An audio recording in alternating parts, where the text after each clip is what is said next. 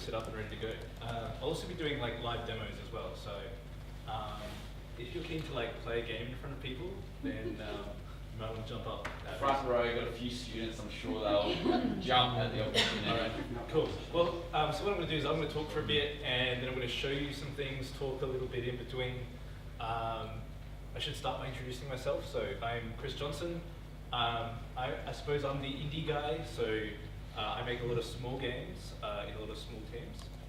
To give you an idea on my background, I started programming a little bit when I was in high school.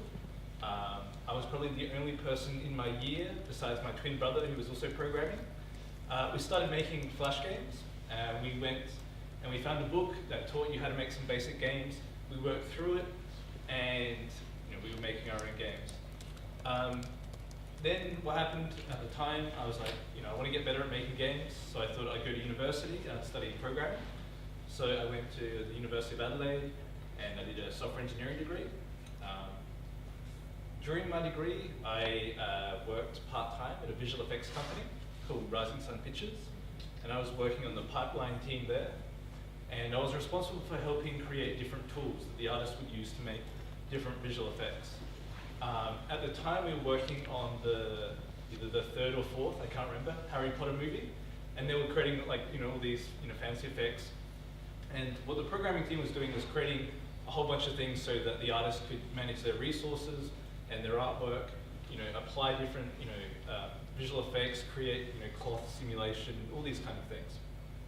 So I was doing that while also studying, and then I ended up sort of taking an extra year and spreading my degree out over 5 years, working part-time, and then I started working for the uni as well, so I did a bit of tutoring in computer science.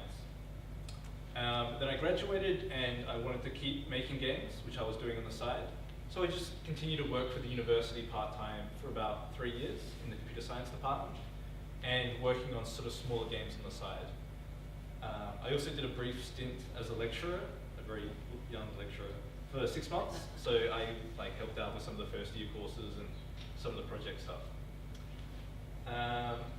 From the start of this year, I went full-time on a game called Expand, which is a really sort of weird indie experimental stuff. If you ever go to the video store that's nearby, they still exist, I suppose, and go to like the art house section, you find the really weird movies. This is the same kind of thing for a game, right? I'll probably show this a bit towards the end, but the basic idea is that you have this kind of circular maze world, and things peel away, open up, collapse down, and dynamically shift in front of you, and you play as a little pink square, and you move around the world, and you have to avoid being squashed. This has been made by 2 people, myself and a sound composer called Chris Larkin. And here's a picture of us at the Tokyo Game Show from about 2 weeks ago, in which we were showing the game there. So in this game, I'm doing the programming, the graphics, which is pretty straightforward. The game design, level design, that kind of thing. To convince you that this game is actually pretty cool, very quickly, I'm going to flash up the screen with a whole bunch of awards and things. As I just mentioned, we were at the Tokyo Game Show last month. We were presenting at something called the Sense of Wonder Night, which is a presentation in the Tokyo Game Show that runs for 2.5 hours, where they pull up about 10 different games, and they're presented to an audience, and that's streamed out to the internet as well. So we were there last month. If you're going to PAX, hopefully some people are, next month over in Melbourne, we're going to be there as well for like the indie showcase area. So like our game was selected out of like 100 different games that were put through. Yeah, and there's a whole bunch of other things as well. And maybe I can answer some questions about this later. This is a picture from the Tokyo Game Show last month. This is the indie section. And it was actually really cool because Sony chipped in and they sponsored the space here. So everyone who was showing their game didn't have to pay to showcase, but there was a selection process. So yeah, this is the indie section. We're about like in here. This is on the public days. So for the Tokyo Game Show, you have 4 days. 2 of those games are like business, where you have about 20,000 people, wandering through, and they're like press, journalists, they're going to cover the big companies. And then you have like people who work at, for different like translation companies or businesses, wandering around. Then after those 2 business days, you have the public days, in which you have about 100,000 people, and you get crowds like this. So we're in, I think, Hall 3, and across from us is Sony, Square Enix, Capcom, Konami, all these big companies. We're in the middle. That's why you have such a rush of people. To give you an idea of how busy it was, we had 2 machines set up, and there was about a 20-minute line to play the game. Then the people who would play the game, they would get really absorbed in, and some people were playing for like over an hour. Just standing there, there's no seats, right? So yeah. The other thing I quickly point out is that as an indie, most of my day is spent in my room by myself. I'll sometimes get in contact with Chris, but it's a very lonesome task. So one thing that's really focused in the indie scene is like this community involvement, right? So beyond, so because I'm sitting in that room by myself all the time, you really have to make an effort to go out and socialize, right? You have to consciously think about it, right? Whereas if you're at school, you're around people all day, right? Which is a really different kind of arrangement. So because of that, I like to get involved in different community things. So as Ben mentioned, I helped out with the Indie Games Room. Yeah, that's how Babcon, it's about like 45 games shown this year, and it's getting bigger and bigger and bigger. We've had people show their games who are in high school, so if you're working on something, this is a really good sort of deadline to to hit.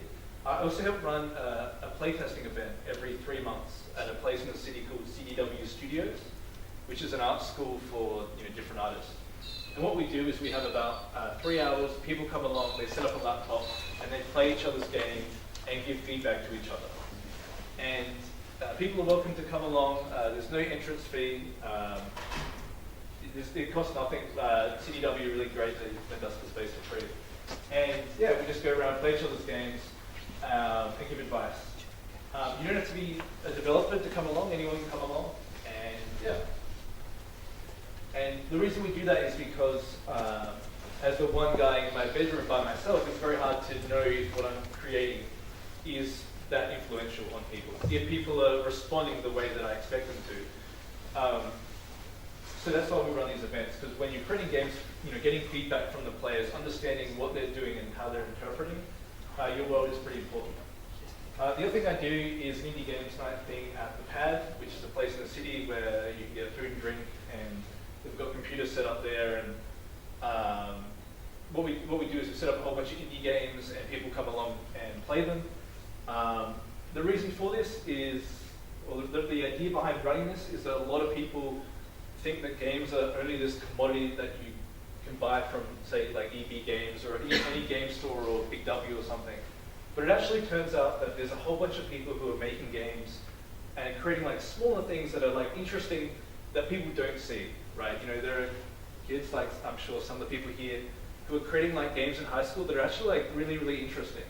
And this is a chance to like expose those kind of games, like games that are made by like minorities and different groups, and sort of to get like those different voices heard. Anyways, that's me. Really quickly, what I wanted to talk about was more, I suppose, catered toward the student side of things, and it's an approach to making games. And this approach is kind of steeped in 2 things that I think are really important, which is firstly refining the craft. So that is, getting slowly better and better at what you're doing. And the other thing is experimentation. Creating things that are different and unique and strange and weird. And the reason why I mention experimentation is because nowadays it's getting easier and easier to make games. And so there's a stronger focus on standing out. And in order to do that, one way to do that is to present things that are very different, very strange. And I want to go through like the different steps here in this kind of process with examples of different games I've made, which is why I have controls. Okay, so the first thing, the first point that's really important is to start off by creating to learn, right? The first game that you're going to make is probably going to be terrible. Maybe you've already experienced this. So it's really good just to create something, just to learn how to make games. How do I get an image on the screen? How do I respond to a button that's pressed? How do I put sound? How do I make sure that sound loops nicely? How do I make the game feel pretty good? And one way to do this is to start by creating a game that already exists. Maybe a simple game like Pong or Asteroids. Something that can be created really quickly. Where are we? Okay, so oh, fantastic. So one of the early games that I created was just drafts, just board games. And this will play music. It's a bit canny. But yeah, it's just a simple drafts game, and I have an AI opponent who I have to obviously work against. But just creating something this is pretty simple, right? This is not going to set the world on fire. But there are a lot of elements here, that I learned just by doing this. Firstly, I had to get these graphics on the screen. I had to program an algorithm or a process to figure out where the opponent should move their pieces. I had to figure out sound. I had to draw. I had to use a basic image editing program to throw this stuff together. And yeah, I think this game was created in about a month. And yeah, it's just something simple. I don't have to worry too much about the design. The design's already spelled out, so I can focus on getting over those additional technical hurdles. Just getting stuff to work. So in this case, the reason I made this game was that I was at uni and we were learning a programming language called C++. I wanted to make a basic game in C++ to verify my understanding that I had picked up in the course. And so I went through and I just made this.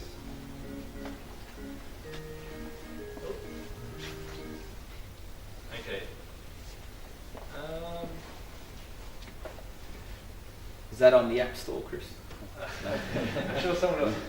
If it's not, then it's money to be made.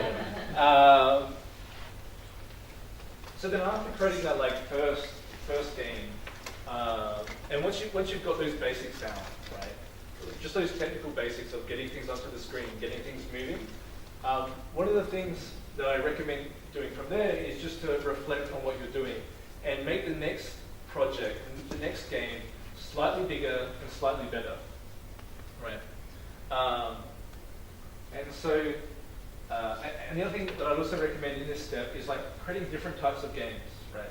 There are different, there are different considerations that you have to have as a designer when you go in and you create a racing game compared to, say, a puzzle game. But it's interesting that there are these common elements that also overlap in lots of different games. I'll jump to another example really quickly. So the next, one of the other games that I made, let's do this one.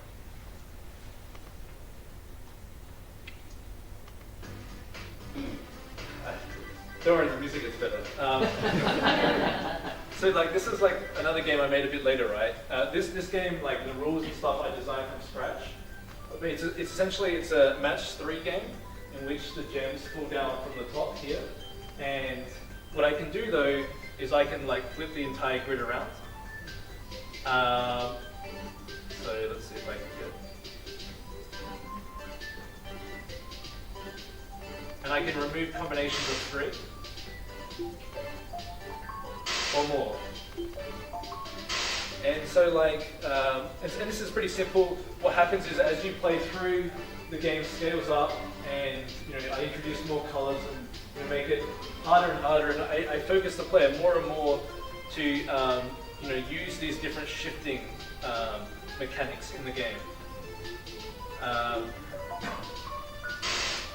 The other thing that happens though is I also learn a whole bunch of little and subtle things about stuff that I can put into the game. For example, as I select more and more gems here, the pitch of the sound effects goes up and up and up.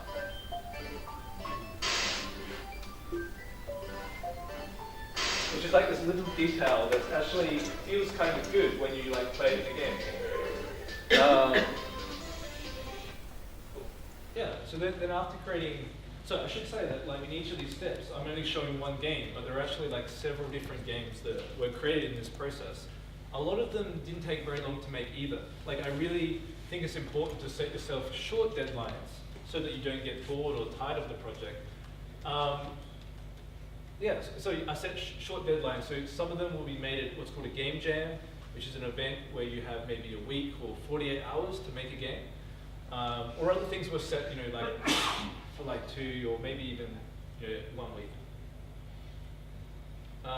Yeah, but once you've gone through the phase of understanding some of the basic like technical things, and you're starting to make stuff that you can see is getting better and better, and you know this if you go back and you play that first game that you made, right? You can find out all these design issues that come up. But as you get to this phase, the next kind of thing I recommend is like experimenting and using games as a form of, I suppose, maybe science, where you ask a really simple question and you use the game to verify the answer to that. I'll show this one might be a bit risque, I suppose, but so this is a game that was made. This spandex, apparently. Okay, so this is a game that was made. Oh, don't worry, this is totally safe. This is a game. It sounds really naughty, but it's not. This is a game that was made for a 48-hour game jam. I won't explain the game jam, but I'll just say it was based on a parody Twitter account. So a Twitter account that was kind of making fun of someone else in a nice way. Yeah, I'll just play. We throw this message at the start. This game can only be played once. Use the left and right arrow keys to move, and the up key to jump, or the space bar, or X, or whatever your persuasion. Okay, so yeah, so I'll just play for a bit and then I'll. Now, I realise this doesn't look great, even for a game jam, but there's a reason for that. Oh, is there a reason for that? I'll let you in on a little something. Get ready. At the end of the game is the most lewd, gratuitous sex scene you've ever seen. Check your eyes. Spent most of their time making it as delicious and graphic as possible. None of this BioWare stuff, where you don't get to see anything. You have awkward clipping out each. No, this will be the big deal. Oh, I can't wait. So a little bit of background here. For this game jam, we saw on Twitter a guy from Sydney who does voice work, and he was like, "Oh, I'm willing to do voice work for anyone who's interested." And we sent him a message, and we wrote up a script, and he just spoke all the lines, recorded them for us, and we took them and put them into the game. And this is someone we've actually never met before. Good. Okay. Keep going. Oh, fantastic. You're doing brilliantly. Oh boy, we are going to be watching this exciting sex scene in no time. Hey, look, double jump. Now you can get to places you couldn't reach before. Namely, the end of the game, which is just over that wall. The only place you'd want to be going. There it is, the castle. Oh, so tantalizing. Okay, so preciously close. So behind that door is our sexy salvation. Okay. Oh, imagine the tits. okay, maybe I'll stop that. I'm gonna ruin this story. Actually, so there's actually like an idea behind this game, right? And the idea is something that most players actually totally skip.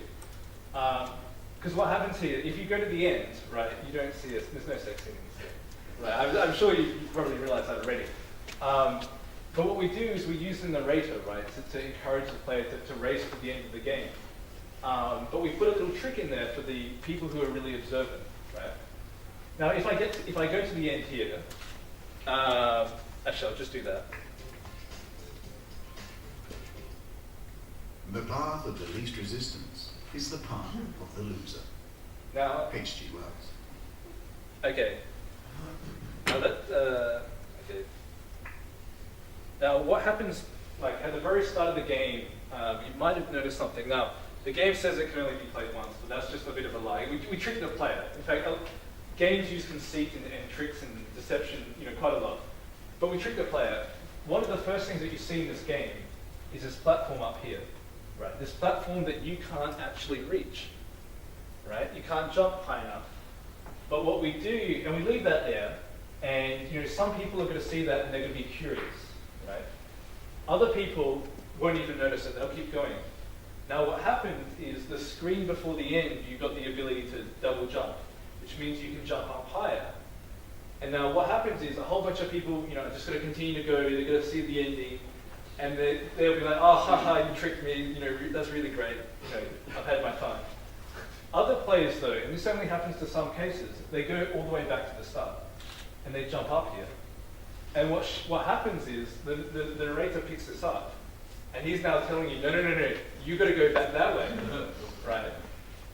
And so this game, we had about 40,000 people play through this game.